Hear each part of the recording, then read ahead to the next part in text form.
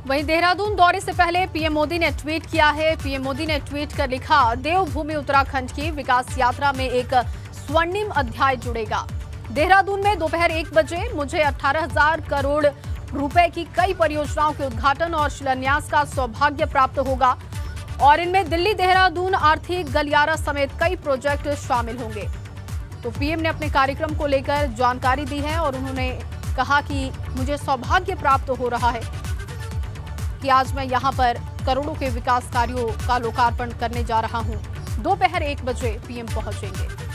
तो प्रधानमंत्री के दौरे को लेकर प्रशासन ने चाक चौबंद व्यवस्था कर ली है। चप्पे चप्पे पर फोर्स तैनात है। कई रूट डाइवर्ट किए गए हैं। एबीपी गंगा संवाददाता पंकज राणा की ये खास रिपोर्ट देखिए।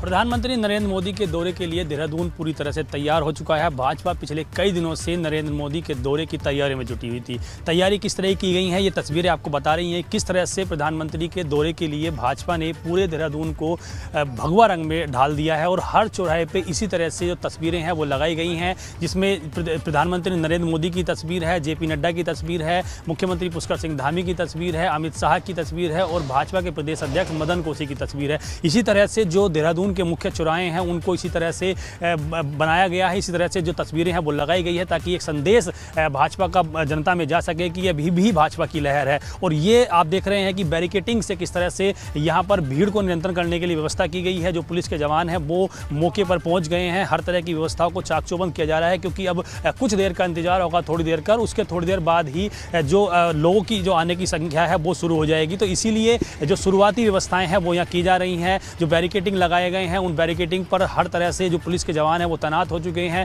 उसके अलावा जो ऐसे बैरिकेटिंग है जहां पर अभी ड्यूटी लगाई जानी है वहां पर जो अधिकारी हैं वो यहां आकर अपना जायजा ले रहे हैं, व्यवस्थाओं को देख रहे हैं कि किस तरह की व्यवस्थाएं की जानी है। और जिस चौराहे पे मैं खड़ा हूं ये देहरादून का मुख्य चौराहा है, घंटाघर से आधा किलोमीटर की दूरी पर है क्योंकि इस चौराहे के बाद एक भी वाहन यहाँ से अंदर एंट्री नहीं करेगा। और यहाँ से अगर मैं परेड ग्राउंड की दूरी की बात करूँ तो परेड ग्राउंड यहाँ से तकरीबन 500 मीटर की दूरी पर है। तो यानी कि यहाँ से लोगों को 500 मीटर अंदर और जाना पड़ेगा प्रधानमंत्री नरेंद्र मोदी को देखने के लिए, उनको सुनने के लिए। इसके अलावा अगर आप इधर देखेंगे तो ये घंटाघर से आने वाला रास्ता है और यहाँ पर ये पूरी जो बैरिकेडिंग है इसको ब्लॉक कर दिया गया है और इसके आगे दूसरी बैरिकेडिंग लगाई गई है जहाँ से पैदल लोगों की एंट्री दी जाएगी। और उसके बाद यहाँ से एक दूसरी बैरिकेडिंग और होगी जहाँ पर सघन चेकिंग अभियान चलाया जाएगा। तो ये आप सुरक्षा के इंतजाम देख रहे हैं। इसके अलावा अंदर अगर हम बात करें जो देहरादून के परेड ग्राउंड के अंदर की बात है वहाँ पर तकरीबन 1 लाख से ज़्यादा कुर्सियाँ लगाई गई हैं और भाजपा का ये टारगेट है कि प्रधानमंत्री नरेंद्र मोदी के दौरे के दौरान लगभग 1 लाख से ज़्यादा लोग यहाँ पहुँचे ताकि एक ये संदेश जा सके कि अभी भी